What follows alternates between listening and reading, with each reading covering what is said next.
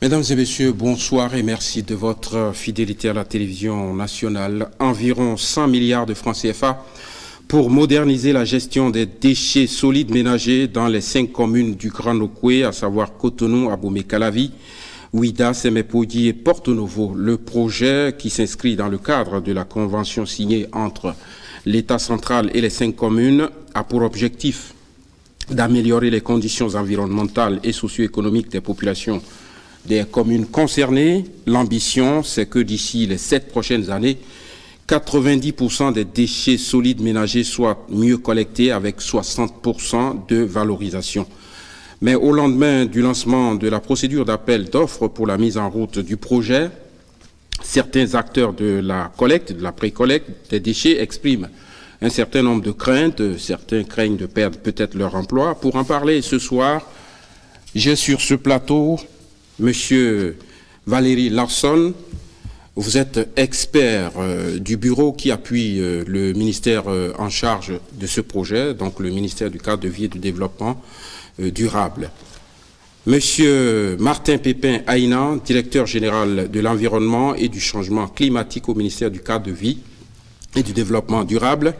Silverus Raoul Faladé, secrétaire général de la mairie de Cotonou. Petrus Daou, rudologue, c'est un spécialiste de la gestion des déchets en milieu urbain, expert en gestion de l'environnement au niveau de la Banque mondiale. Et enfin, M. Ganiou Akande, c'est l'un des acteurs de la pré-collecte. Chers invités, bonsoir encore une fois. Bonsoir. Ma première question s'adresse à M. Aïna. Le projet de modernisation de la gestion des déchets solides ménagers dans le Grand Nokoué, les 5 communes qu'on a citées, on l'a dit en introduction, vise à améliorer les conditions environnementales. Mais dans le concret, qu'est-ce qui va se passer dans les 7 prochaines années?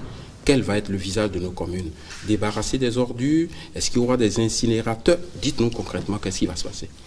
Je vous remercie pour cette opportunité que vous nous donnez en ce qui concerne le projet de modernisation du système de gestion des déchets.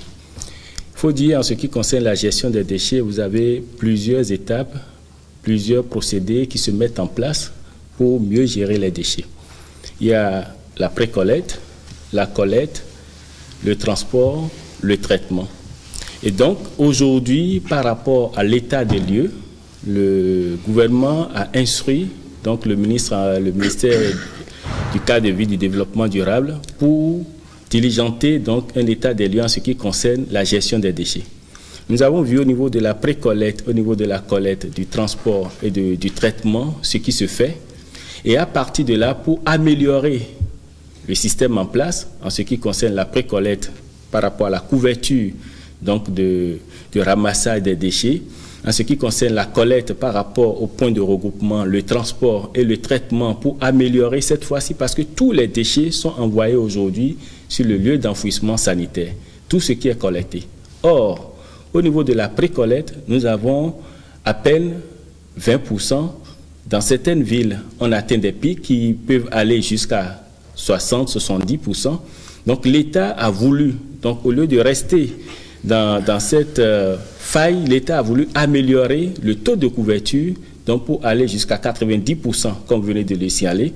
Et au niveau de la valorisation, où on ne fait pas grand-chose aujourd'hui, aller à 60%. Ça suppose qu'il faut caractériser les déchets, et c'est ce qui est déjà fait. Et sur la base de la caractérisation, nous connaissons aujourd'hui, au fait, la teneur de notre poubelle ou la photographie de notre poubelle est connue. À partir de cette photographie, on a pu dire, mais si nous avons autant de matières organiques, autant de matières putrescibles, pourquoi ne pas faire la valorisation? Pourquoi ne pas recycler les plastiques, les cartons? Et donc voilà ce qui va se passer. On va passer d'un cran, d'une dimension à une nouvelle dimension où l'État va injecter les ressources nécessaires, les compétences sont mises en place pour améliorer le taux de pré-collecte, la collecte, au niveau du traitement, parce que quand on parle du traitement, ce n'est pas seulement l'élimination. Dans le traitement, vous avez l'élimination et la valorisation. Donc, on va améliorer la valorisation parce que dans les déchets, nous avons des gisements, nous avons de l'or. on va jusqu'à dire que c'est de l'or dur dans les déchets. Donc, ce n'est pas des ordures. On va laisser la parole à M. Lawson qui a appuyé justement le ministère dans la conception de ce projet pour nous dire dans le concret, quand j'entends valorisation, ça veut dire quoi? Ça veut dire que les déchets vont servir à... C'est une richesse finalement, les déchets, M. Lawson. Merci beaucoup. Avant de parler du nouveau projet, je voudrais très rapidement rappeler un peu le contexte dans lequel ce projet s'inscrit. Parce que c'est un projet du PAG. Et vous savez que le PAG a prévu d'investissements massifs dans ces villes. Donc, par exemple, à Cotonou, il est prévu que 200 km de voies vont être pavées, bitumées. Laissons les voies, parlons des déchets solides. Oui, parce qu'il y a un lien étroit entre ce projet et les autres projets. Il faut dire que ce projet prend la suite du projet d'urgence de gestion de l'environnement en milieu urbain. Ce qu'on appelle PUGMU. Oui. Donc, on va en parler dans l'émission. Ok. Donc, qu'est-ce qui va se passer désormais? Désormais, le modèle ou le nouveau système de gestion des déchets qui va être mis en place va être calqué sur la nature ou le type de la voirie que nous avons. Vous savez, à Cotonou aujourd'hui, vous allez voir peut-être dans certains quartiers pavés ou voilà que on continue de traîner les charrettes manuelles, par exemple. Désormais, ça ne va plus être ça. Toutes les voies bitumées, pavées, ça va être désormais comment on appelle, des bennes tasseuses, des bennes à ordures ménagères qui vont passer. Et dans les quartiers, dans les quartiers, oui, dans les rues secondaires, dans la périphérie. Voilà, ça va être désormais des tricycles motorisés. Et donc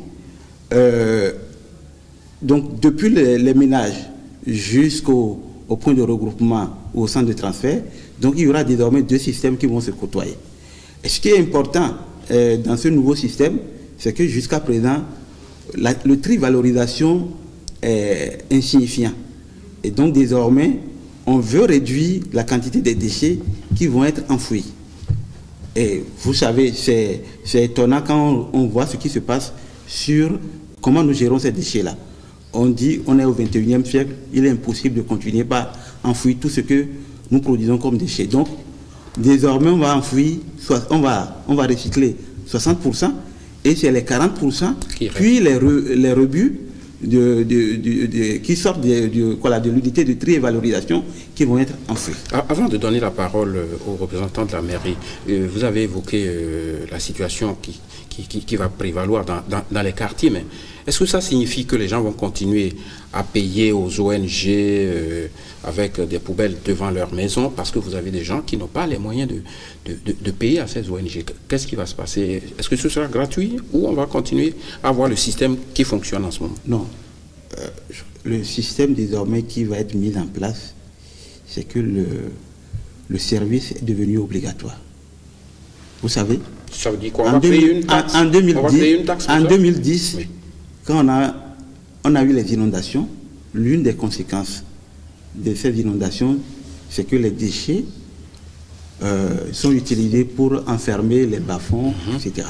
Et c'est d'ailleurs ça qui a donné naissance au PUGMU. Et vous savez, en 2014, il y a 275 000 tonnes de déchets qui sont produits et c'est seulement 10%. Vous dites, ce sera obligatoire, c'est ça que je veux dire. Oui, ça serait obligatoire parce que c'est inconcevable. D'ailleurs, la Constitution, l'un des articles de notre Constitution dit que, comment on l'appelle, tout citoyen a droit à un environnement sain. Donc, on ne peut pas comprendre que à côté, certains payer et d'autres continuent d'utiliser, de jeter les ordures. Mais les pauvres dames, nos parents qui sont pauvres, qui va payer à leur place? C'est ça que j'attends. Oui, oui. Ce qui va se passer, nulle part au monde, d'accord, le service n'est jamais autofinancé entièrement. L'État met toujours des ressources pour financer. L'objectif à terme, c'est qu'on garantisse la santé de nos communautés. Oui. Voilà. Donc, bien évidemment, il y aura... C'est obligatoire. Ceux qui nous regardent veulent comprendre dans leur rue. Est-ce qu'on va prélever des taxes? Quand vous dites obligatoire, qu'est-ce que vous mettez dans le terme? Obligatoire, ça veut dire que le service... Parce que moi, et vous qui êtes ici, peut-être, avons-nous les moyens de payer à une ONG 2000 francs qui passe ramasser nos ordures? Et quand vous dites c'est obligatoire, est-ce que tout le monde va payer? Tout le monde va payer dans les quartiers. Mais ça dépendra Mais c'est un impôt finalement. Naturellement. C'est un impôt. Oui, tout le monde va payer. Très bien. Alors, je voudrais avoir une idée de l'implication de la mairie. C'est vrai qu'on parle d'une structure mixte État représentant des communes, mais j'ai lu aussi l'article 93 de la loi portant organisation des communes qui dit que c'est les communes qui ont la charge de la collecte et du traitement des déchets. Est-ce qu'on viole cet article avec ça ou ça va, monsieur le secrétaire général? Merci. Je crois que on ne va pas revenir sur ces petits problèmes qui sont, de notre point de vue, non, c'est des problèmes que nous avons. Mais vous avez signé la convention. La convention est signée. Vous êtes passé ici, on se demandait si vous allez signer. Maintenant, elle est signée. La convention est signée, il faut qu'on avance. D'accord. Et on nous a garanti qu'il y a des conventions spécifiques qui vont être mises en place et que les communes vont signer avec le gouvernement sur chaque type de projet. Bon, donc on va pas. Nous reconnaissons que là, c'est les prérogatives de la mairie et que désormais le gouvernement décide d'exercer. Mais si les communes n'arrivent pas à exercer leurs prérogatives, le gouvernement a l'obligation d'améliorer les conditions de vie des populations. Bon, justement. C'est-à-dire que vous avez posé une question tout à l'heure qui n'a pas, de mon point de vue, trouvé de Comment réponse. On va payer? Comment on va payer? Oui. En réalité, c'est ça. Parce qu'il faut aujourd'hui, les communes ne sont pas restées les bras croisés. S'il y a quelque chose de plus facile que la gestion des déchets, je crois que le gouvernement veut s'engager. On verra d'ici à là. Si c'est plus facile, on verra bien. Alors, les efforts consentis par les communes, l'État devait apprécier d'abord ces efforts-là. C'est ça. C'est-à-dire que ce n'est pas... Il faut accompagner les communes suffisamment et apprécier par la suite. Mais les Parce que l'innovation... Qu'est-ce que vous mettez dans les accompagner? Les accompagner, c'est quoi? La question, quand je prends par exemple Cotonou, de tout le temps, on a présenté la situation de la gestion des déchets à Cotonou. Combien ça coûte? Quelle est l'organisation mise en place? Parce que tout à l'heure, quand mes amis sont intervenus, ils ne sont pas... Le nouveau mode de gestion ne remet pas en cause le dispositif mis en place. La pré-collecte, la collecte des transports, et puis c'est l'innovation qu'on apporte aujourd'hui, c'est au niveau des lieux d'enfouissement et le tri qui va se faire. Alors, est-ce que les communes étaient de mauvaise foi si elles n'avaient pas les moyens pour aller jusqu'à ce niveau? C'est de ça qu'il s'agit. Maintenant, au nombre des choses qu'on a reprochées aux communes, c'est-à-dire les déchets sont laissés à la traîne pêle-mêle. Mais écoutez, si vous vivez dans une ville et que la norme est établie, ce qu'il a dit, ramasser les déchets désormais, on va rendre ça obligatoire. C'était obligatoire. C'était obligatoire. Mais les gens n'ont pas les moyens de payer. Voilà, les actes d'incivisme que les gens posent. On va parler des... Quand vous voyez les déchets, par exemple, sur les TPC, vous voyez les déchets dans les centres de rue, sur les places publiques. Est-ce que c'est la mairie qui a identifié ces endroits pour dire aux populations, allez déposer les déchets là? Il y a un autre problème. Mais s'il n'y a pas de poubelle publique. Voilà. Donc, les problèmes de poubelles publiques. Je vous ai dit, la gestion des déchets, on a connu d'avancer sur la gestion des déchets. Ça va avancer. Donc, normalement, aujourd'hui, je comprends très bien les moyens dont dispose le gouvernement. Les communes n'ont pas ces moyens. Le gouvernement n'est plus prêt à remettre ses sous aux côtés des communes pour dire allez-y, nous allons accompagner avec le système. Non, mais le gouvernement veut s'engager dedans et faire. Bon, c'est aussi une option. Bon, nous-mêmes, on est là, on va accompagner, mais le vrai problème, il faut qu'on explique. Parce que c'est la règle du pollueur-payeur. Je produis des déchets, je dois pouvoir payer. Même si je n'ai pas les moyens de payer. Je dois pouvoir payer. Très bien. Voilà. Monsieur Petrus, non, monsieur Daou. Petrus. Oui, Petrus, c'est un nom un peu latin que j'ai du mal à prononcer. On a évoqué tout à l'heure le PUGEMU, que tout le monde connaît, le projet d'urgence de gestion environnementale en milieu urbain, qui a été initié suite aux inondations de 2010, si j'ai bonne mémoire. Ce projet a un volet qui concerne cette émission, c'est la composante B, qui a pour objectif de faire passer le taux de collecte, on a dit, de 20 à 60%. Si on doit faire le bilan de cette composante, pas de tout le projet, hein, pas de tout le PUGEMU, mais la composante B, qu'est-ce qui a été fait concrètement? Je dois préciser que c'est un projet appuyé par la Banque mondiale. Oui. Voilà. Merci Célestin Marat.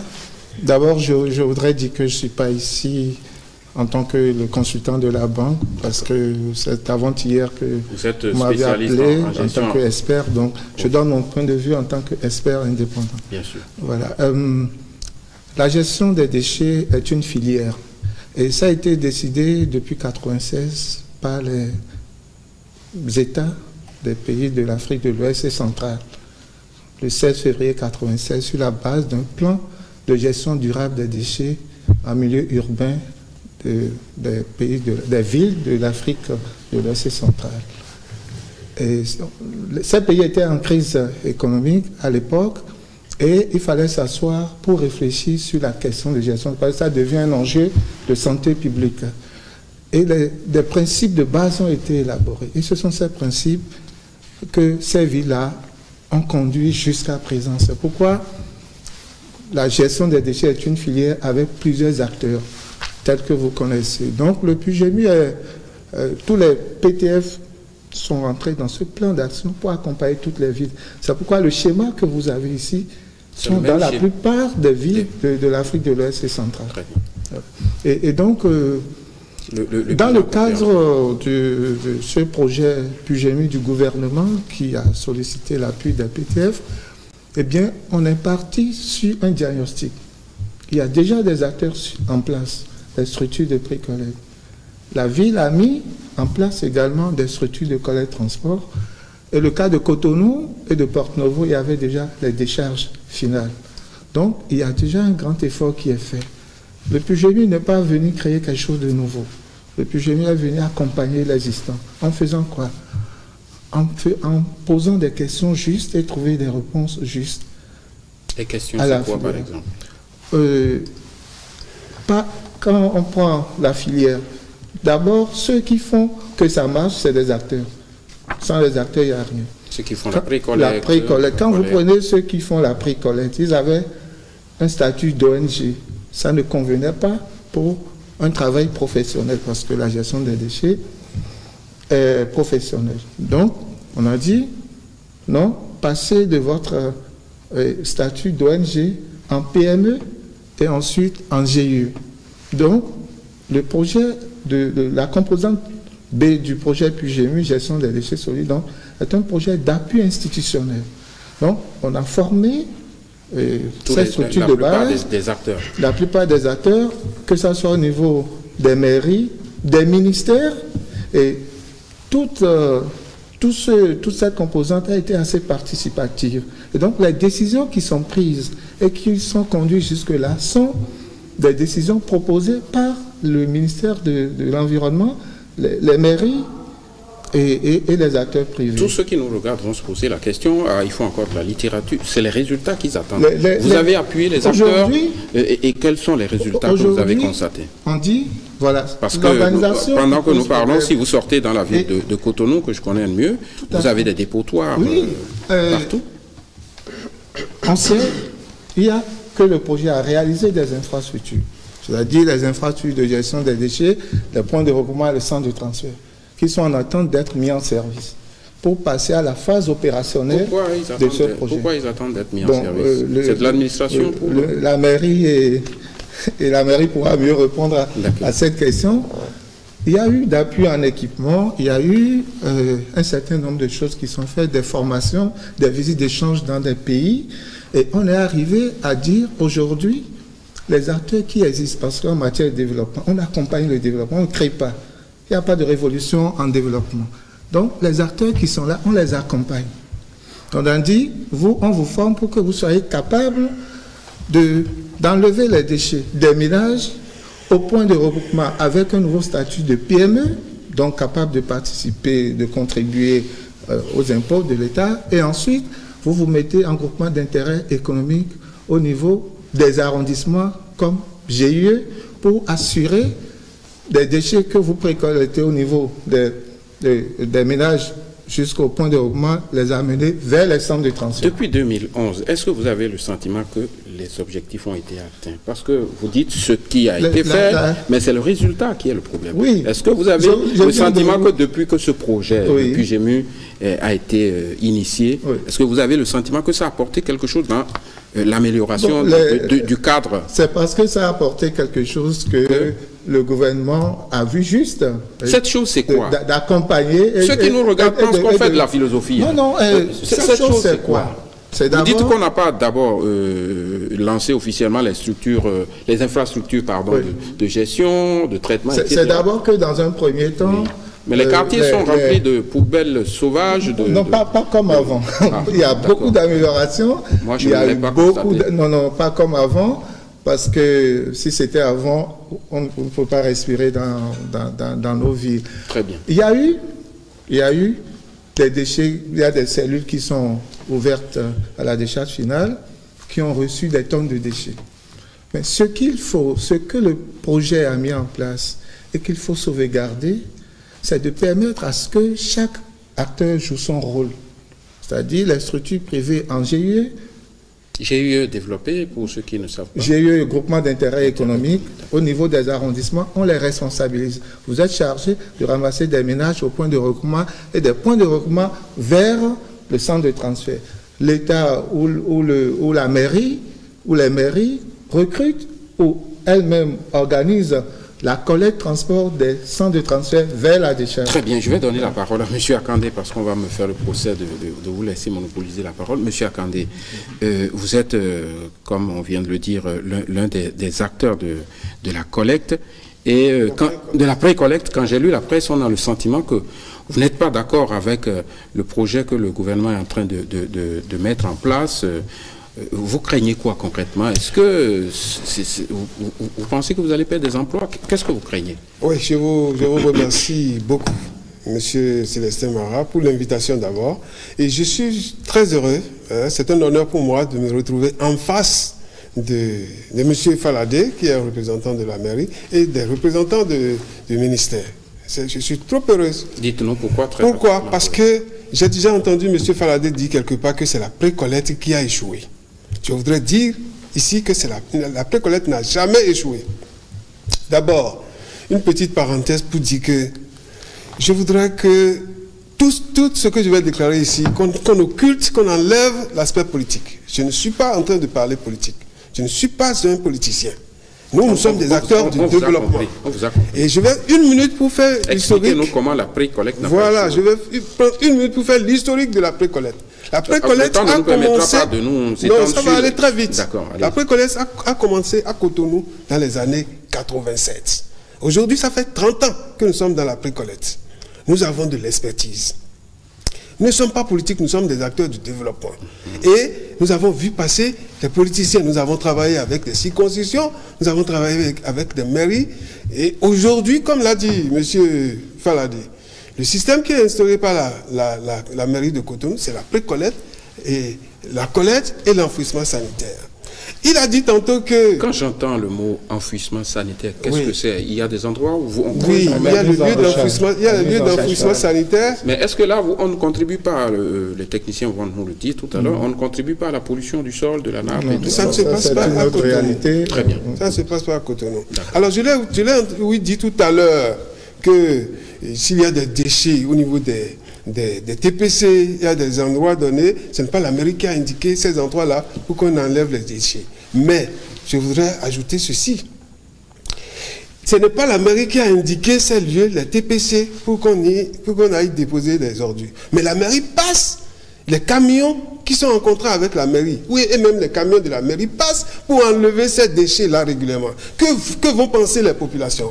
Les populations vont penser automatiquement que c'est la mairie qui a indiqué ces lieux-là. Vous êtes en train de nous dire quoi? Que la mairie aurait dû laisser les déchets...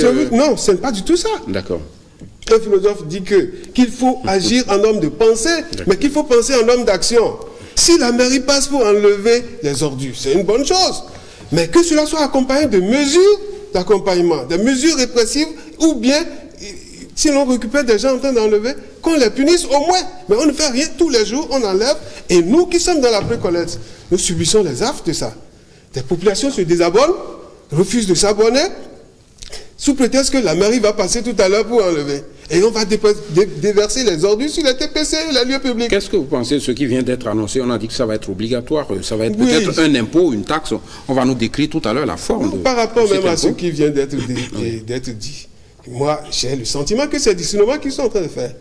Nous sommes des acteurs de la pré-collecte. On dit souvent que c'est au bout de l'ancienne qu'on tisse la nouvelle.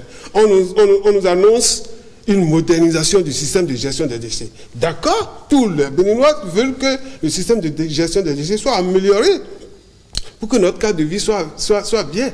Mais imaginez que nous ne soyons pas du tout consultés.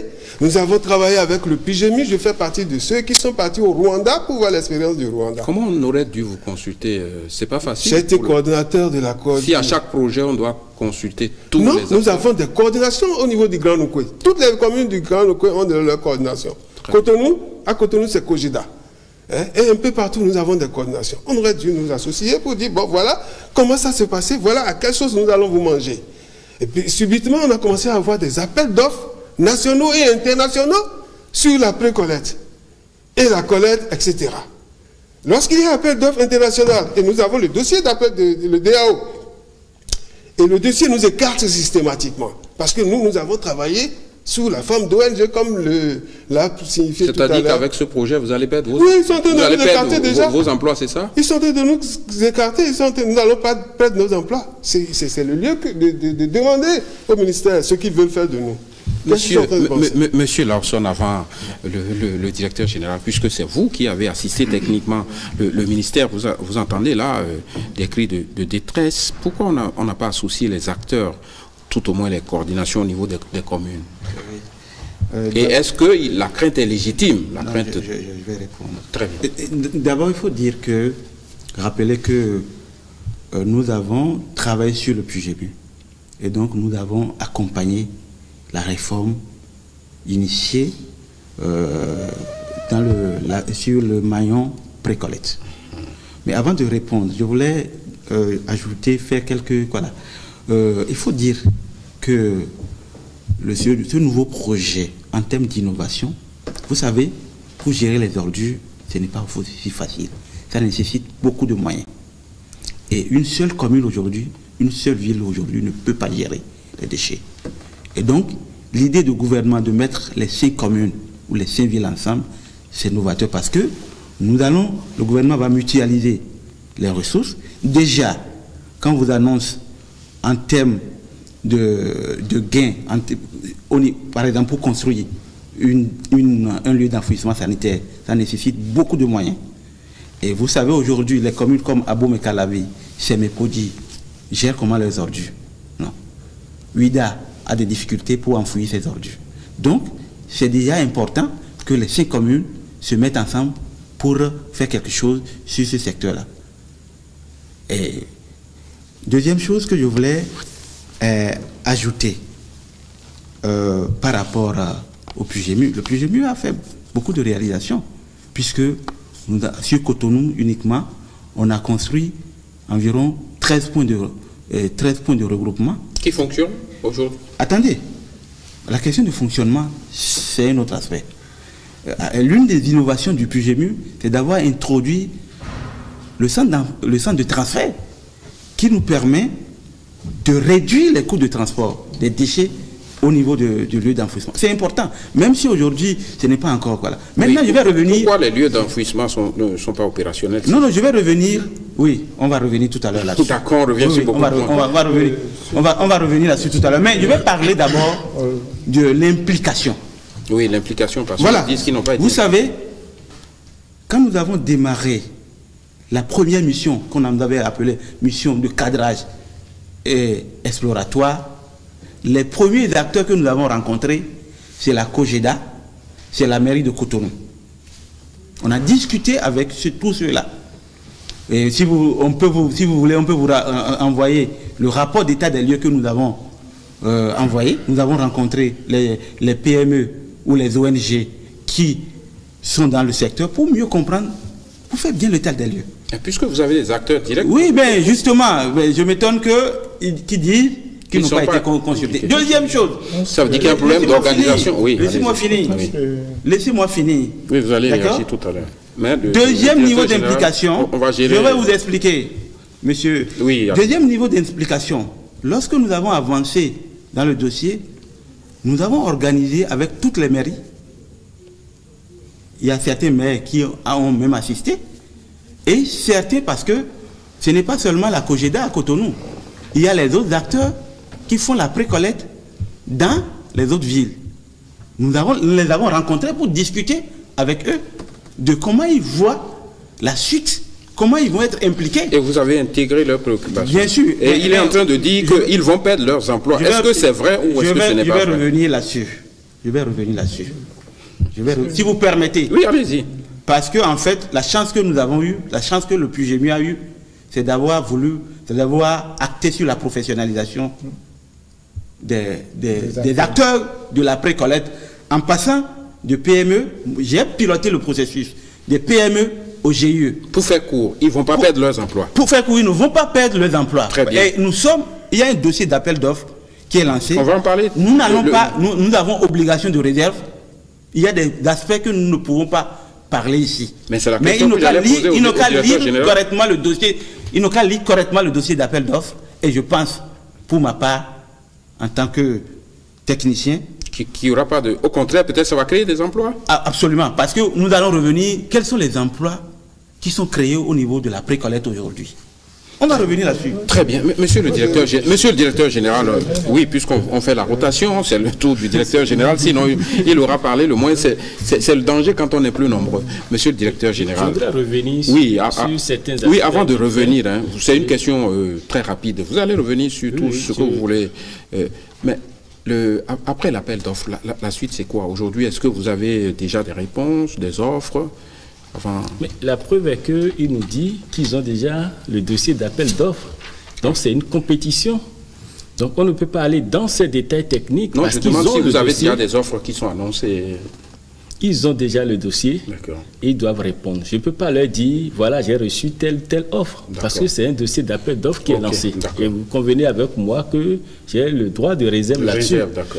Ce que je veux, ce sur quoi je veux appeler notre attention, pour qu'on n'aille pas dans tous les sens, nous sommes tous d'accord. Que le projet est important. Nous sommes tous d'accord sur l'état des lieux. D'accord. Qu'au niveau de la précollecte, il faut agir. Au niveau de la collecte, il faut agir. Et jusqu'au niveau du traitement, où aujourd'hui on ne parle que d'enfouissement, le traitement c'est deux volets. C'est l'élimination et la valorisation. Et pour valoriser, ça dépend aussi du taux de couverture au niveau de la précollecte. Donc si nous sommes d'accord sur chaque maillon qui a quelque chose à faire, souffrons qu'on puisse nous parler de modernisation du système. Ça, c'est déjà un premier point pour qu'on ne revienne pas là-dessus parce que tous les Béninois savent que dans les rues, nous avons des déchets. Tous les Béninois savent que dans les rues, nous avons créé des dépotoirs. Mais qu'est-ce que les autres ont fait? Et c'est là, j'apprécie votre question de tout à l'heure par rapport à l'enfouissement. Les autres sont passés de décharge à décharge contrôlée, puis à centre d'enfouissement technique de plusieurs classes, et ils sont passés au centre de stockage de déchets et au centre de stockage de déchets ultime. Ça veut dire quoi? Ça veut dire que nous n'avons plus des trous où on ne contrôle plus ce qui se passe, mais on contrôle désormais l'entrée et la sortie.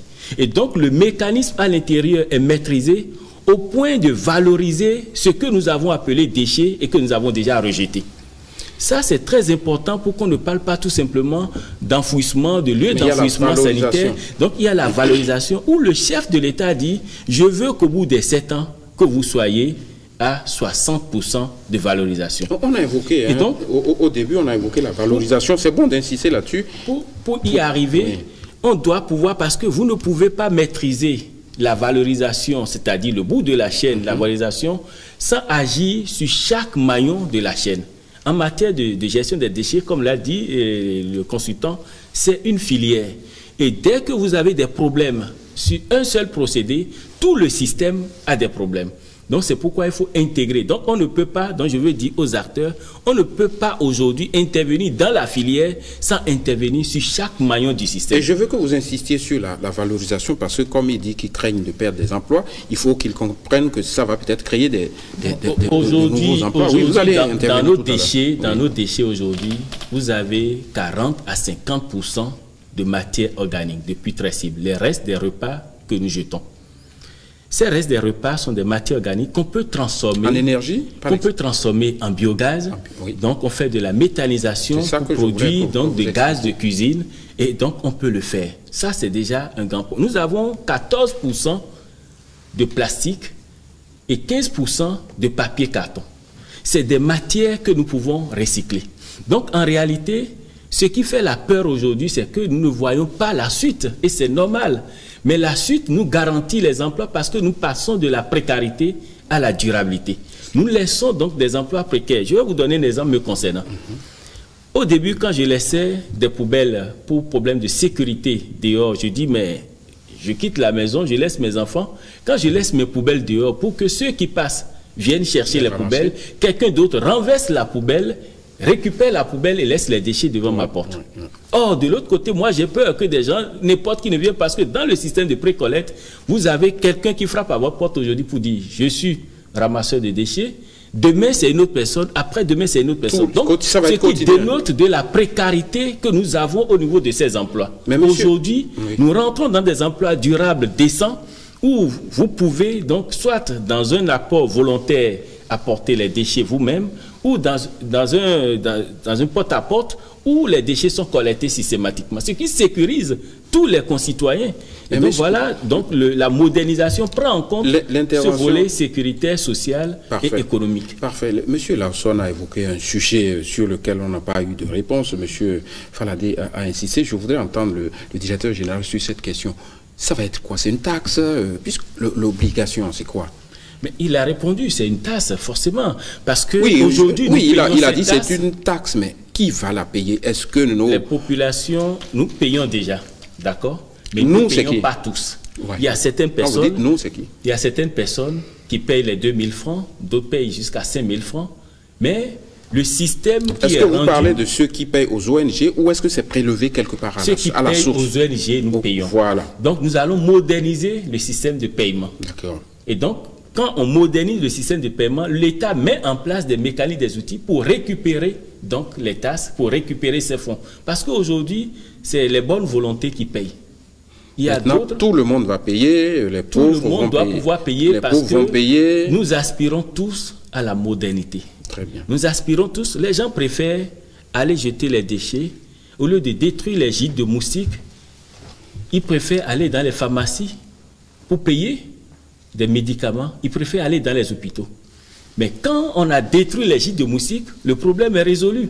Et c'est en cela qu'il faut appeler nos concitoyens pour qu'ils puissent voir le bien fondé de la modernisation pour dire, mais désormais, nous gagnons en termes de produits pharmaceutiques, nous gagnons en termes de tout ce que nous envoyons comme revenus dans les centres de santé. Et c'est très important pour nos concitoyens de comprendre cela. Monsieur Faladé, oui. Monsieur a dit que ce n'est pas le... Oui, Akandé, le représentant des acteurs de la précollecte, dit que ce n'est pas de leur faute. Vous dites que la précollecte a échoué, il n'est pas d'accord avec vous.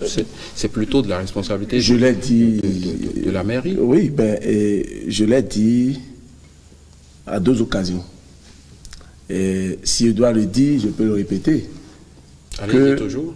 Oui, la précollecte a échoué. Parce que je vais vous dire ceci. Il n'y a pas de sanction pour ceux qui reversent. Non, justement, mais, pour ceux qui reversent. Mais la sanction, c'est dit qu'on a déjà étudié le système. Et je vous ai dit qu'on a connu beaucoup d'avancées. Comme M. Pétus l'a dit tout à l'heure. Lorsqu'on a fait l'état des lieux dans le cadre du PGMU, et le pays devait apporter, à travers l'une de ses composantes, un appui sur la gestion des déchets, vous avez vu, on a investi beaucoup plus sur la précollecte. C'est-à-dire l'appui institutionnel. Mais l'échec a consisté en quoi? Qu'est-ce qui n'a pas été fait? Justement, il y a beaucoup de choses. C'est-à-dire, par exemple, quand ils fonctionnent en termes d'ONG, quelle était leur capacité d'action? Ils avaient des problèmes d'organisation. J'ai travaillé avec eux pendant des années. Ils savent bien. C'est-à-dire en termes d'équipement, en termes de mode opératoire, en termes d'organisation, il leur manquait un certain nombre de choses. Donc le PGMU, c'est-à-dire la réflexion avait commencé des années plus tard. Et enfin, le projet PGMU a noté que à ceux-là, il faut vraiment qu'on les appuie. C'est ça l'appui institutionnel. Et c'est là où aujourd'hui, de mon point de vue, c'est là où ils sont embarrassés parce qu'on a atteint un niveau où ils doivent bénéficier des équipements. Les jours à venir, c'est-à-dire ils ont été formés, les logiciels ont été déjà construits, mis à disposition, ils ont été formés. Donc, bref, dans le cadre du PGMU, comme M. Petit l'a dit, on a repris la reconstruction des points de regroupement. Le centre de transfert a été mis en place, un centre de transfert a été mis en place, des équipements, même des camions doivent être achetés pour être positionnés sur le centre de transfert. Les conteneurs ont été confectionnés en conséquence. Donc, on n'a pas eu aujourd'hui l'opportunité de mettre, c'est-à-dire d'aller jusqu'au bout du processus amorcé par le PGMU. C'est ça, puisque la cellule que nous utilisons aujourd'hui sur le lieu d'enfouissement sanitaire 6 à Ouessé, c'est le PGMU qui a conçu la toute dernière cellule. Donc nous sommes dans un processus qu'on n'a pas encore conduit jusqu'à terme. Bon, alors, la réforme intervient au cours du processus. Est-ce que vous voyez? Bon, maintenant, je crois que la réforme qui intervient en ce moment-là doit prendre en compte tout ce qui est fait et faire en sorte que les acteurs qui étaient dedans aussi, qu'on trouve comment on pourra vraiment travailler avec eux. Parce que nous, le travail qu'on faisait avec le PGMU dans le cadre de la réforme, c'est que quand on va finir à terme, c'est que la gestion des déchets sera beaucoup plus décentralisée au niveau des communes. C'est-à-dire c'est les arrondissements. Quand les GIE, il y a même des zones qu'on a appelées des zones décrochées, qu'on a déjà décrochées, même l'utilisation des bennes tasseuses, tel qu'on est en train de dire, c'est déjà dans le dispositif que nous avons mis en place avec le PGMU. Donc, quand ça ira vers les arrondissements, vous allez voir que les GIE qu'on va mettre en place vont composer avec beaucoup plus, avec les chefs d'arrondissement, pour que nous assurons de la couverture, la bonne couverture des ménages et de l'enlèvement des déchets pour que les sanctions puissent tomber depuis la base. Voilà ce qui est Monsieur Daou, une question bien simple. Vous avez, j'imagine, en tant qu'expert au niveau de la Banque mondiale, vous avez l'expérience certainement d'autres pays. Vous allez nous donner, comme on dit, c'est qui les bons élèves qui ont expérimenté ce type de projet. On parle aujourd'hui quand vous allez sur le net, on cite souvent le Rwanda, que Kigali c'est une ville propre. Est-ce qu'ils sont partis de ce type de projet? Citez-nous les bons élèves en la matière. Permettez que... Au début, vous avez dit le PGMU, c'est... Oui, tout à fait. Permettez que je m'accorde avec Raoul que c'est le problème en réalité aujourd'hui. Lequel? On n'est pas arrivé au bout du processus de renforcement des capacités des acteurs par rapport au PGMU quand intervient le projet de modernisation. Et donc, il me semble qu'il y a un problème. C'est un handicap? Non, non, du tout pas. C'est une très bonne initiative du gouvernement, mais il me semble qu'il y a un problème de communication. Et que, clairement, les autres acteurs ne comprennent pas le contenu de la modernisation. Et je viens d'entendre avec l'appel d'offres. C'est là le problème. Et je pense que... dès qu'ils ont entendu l'appel d'offres, ils se disent quelqu'un va nous arracher notre boulot. Je pense que le ministère et la mairie auront le temps de s'asseoir pour mieux partager cette préoccupation-là qu'ils expriment. Et que c'est important. Alors, les bons élèves. Les bons élèves. Je vais parler des bons élèves et je vais parler de la valorisation. C'est une question importante.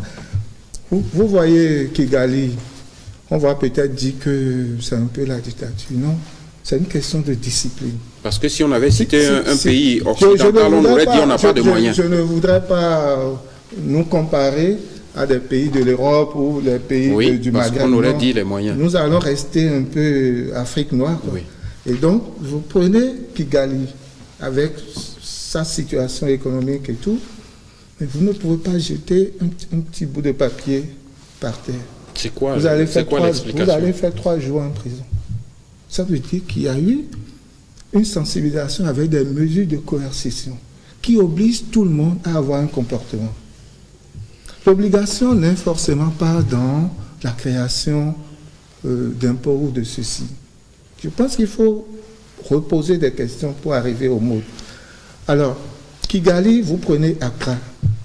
Tous les acteurs sont allés aussi à Accra. Ils ont vu la valorisation, ce que c'est que la valorisation. Donc, qu'est-ce qui fait que ça marche à Kigali? C'est la sanction? Non seulement.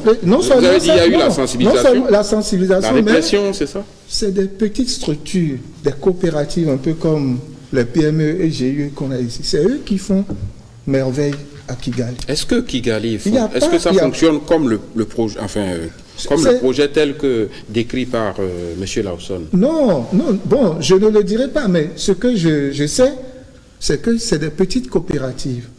Vous voyez, la présidente de la Suisse est venue au Bénin. Oui.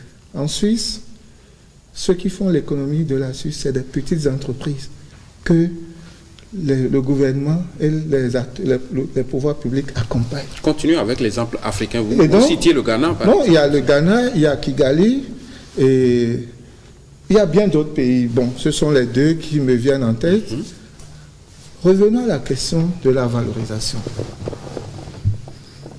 La valorisation... Je vais vous couper avec votre permission, pardonnez-moi. Quand j'arrive à Kigali, pour ceux qui nous regardent et qui ne sont jamais allés à Kigali, vous voyez quoi? Des poubelles à tous les 100 mètres, des camions passent tous les jours dans les quartiers. Décrivez la question de gestion des ordures, vous savez, ici on a... Décrivez une journée de gestion des ordures à Kigali. Voilà. Qu'est-ce qui se passe? Vous prenez, tout à l'heure, M.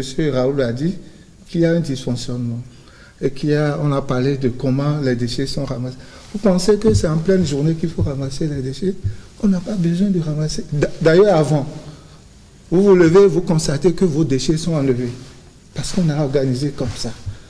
Et donc, tous les ménages savent que tel jour, je dispose ma poubelle et on vient me l'enlever.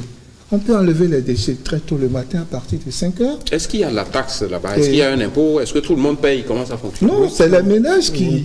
Tout le monde paye. C'est les ménages qui payent directement aux coopératives qui sont là un peu exactement comme ce qui fonctionne actuellement à Kigali.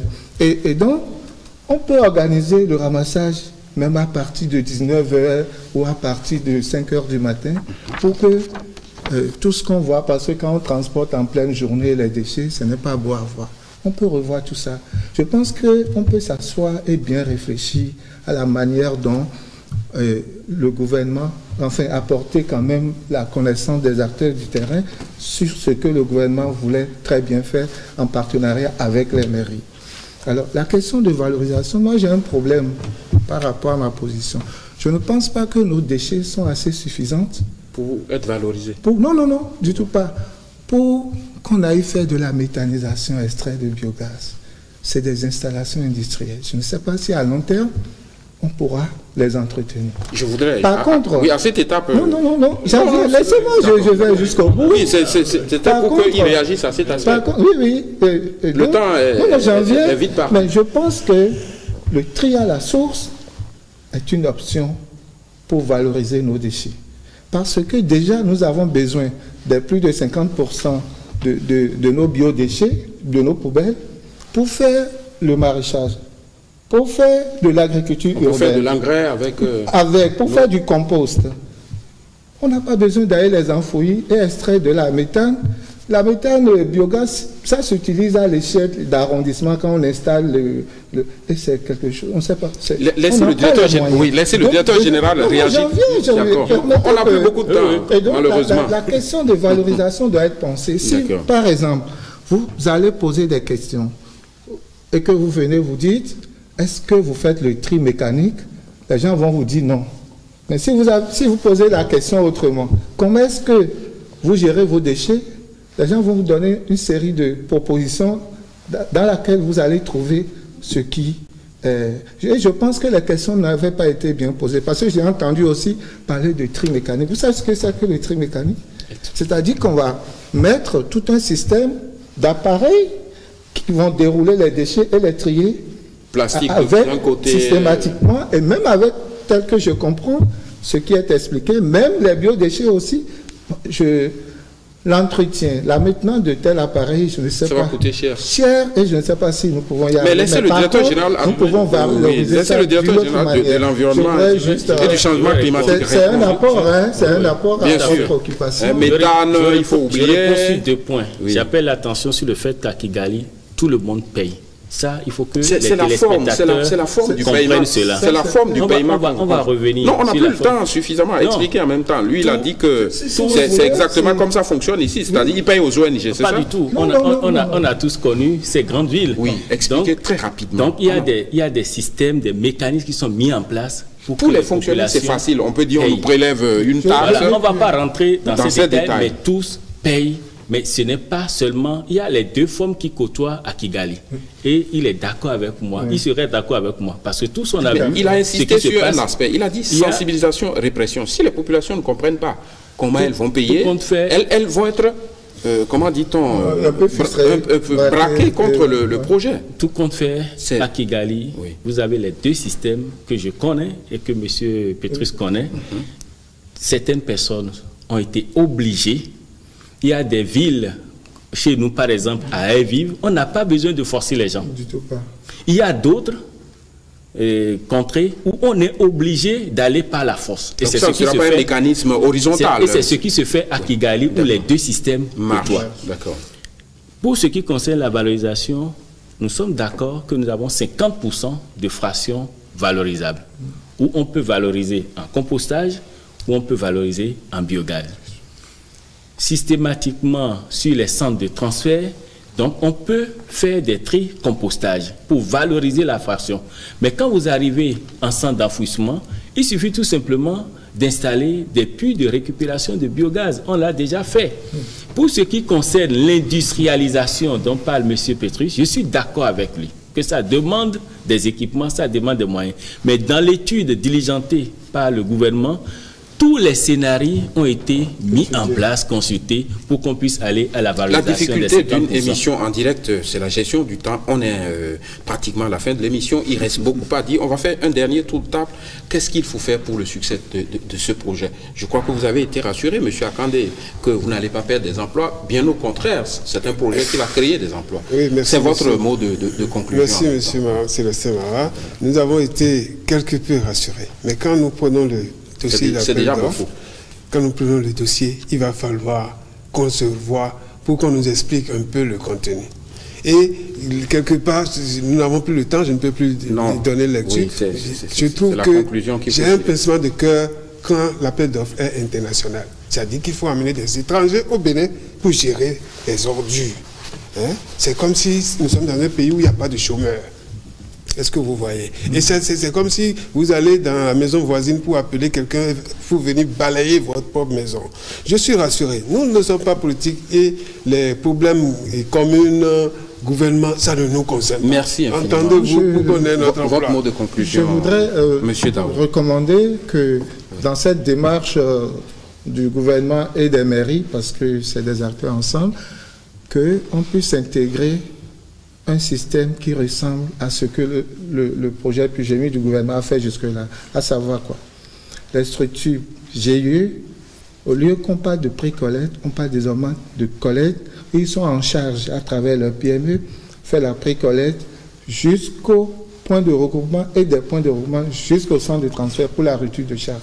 C'est-à-dire qu'ils ont des équipements de 15 mètres cubes et peuvent faire 2 tours pour un seul bac au niveau des centres de transfert. Donc il y a une rupture de charge et qu'à partir de là, qu'il y ait de nouveaux acteurs, transporteurs, que ce soit les mairies ou le gouvernement, vers la décharge finale.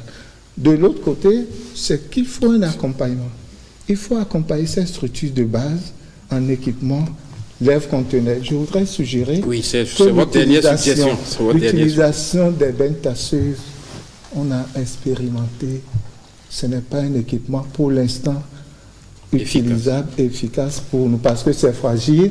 Quand peut-être on aurait fini de construire toutes les routes telles que Alphatage le propose. On peut en arriver, mais pour l'instant, les routes d'accès. Il me semble que les bains casseuses, c'est pour les déchets déjà triés. C'est intégré au projet, je crois, les routes. Monsieur Faladé, votre mot de conclusion. Oui, merci. Et je crois très rapidement. Oui, on n'a pas eu le temps d'aborder certaines autres préoccupations. Mais je voudrais dire ceci. C'est-à-dire qu'il faut que, dans la démarche, qu'on évite la précipitation.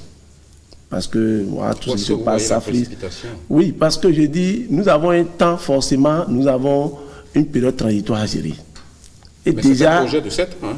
Justement, parce que moi, j'ai bien vu le programme tel que le gouvernement l'a annoncé, le chef de l'État l'a annoncé, il a dit, c'est progressivement à partir du premier trimestre. Progressivement. Alors, à partir du premier trimestre 2018, entre la période qui nous sépare, le premier trimestre 2018, qu'est-ce que nous faisons? Comment nous gérons cette période? Et ça, là aussi, c'est une proposition pour finir en 1 minute. Hein. Non, cette proposition, je crois que cette période, de mon point de vue, n'est pas encore très bien claire pour être... Monsieur le directeur général de l'environnement et du changement climatique, votre mot de conclusion. Merci. Je voudrais vous remercier et dire aux structures de précollecte que ce projet participe à leur renforcement de capacité.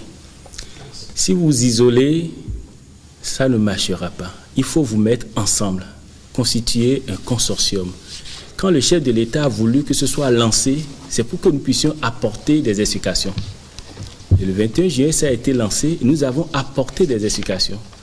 Si vous avez le projet et que le dossier d'appel d'offres et que vous avez des éléments qui vous manquent, ensemble avec vos collègues de la structure des précollectes, vous pouvez déjà aller plus loin avec. Parce que c'est très important de se mettre ensemble et de décortiquer ce dossier que vous avez pour pouvoir présenter. Donc, ça participe au renforcement de capacité.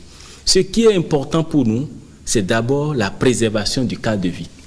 Et tel que c'est géré aujourd'hui, nous devons forcément, et tous nous sommes d'accord sur le plateau, qu'il faut aller à la modernisation.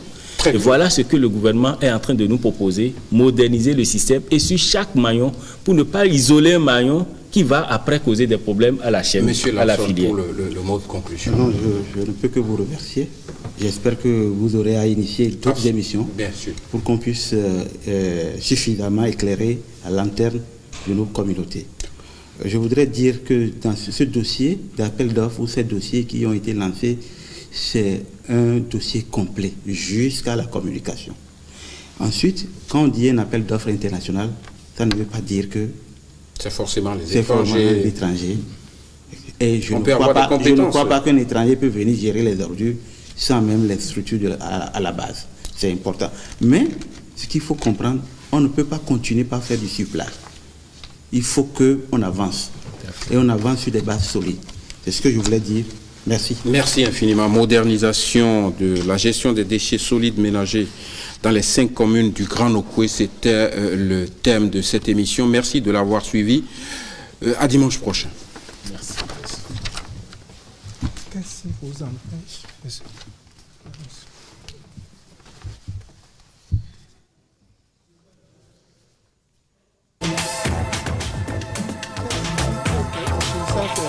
Ça,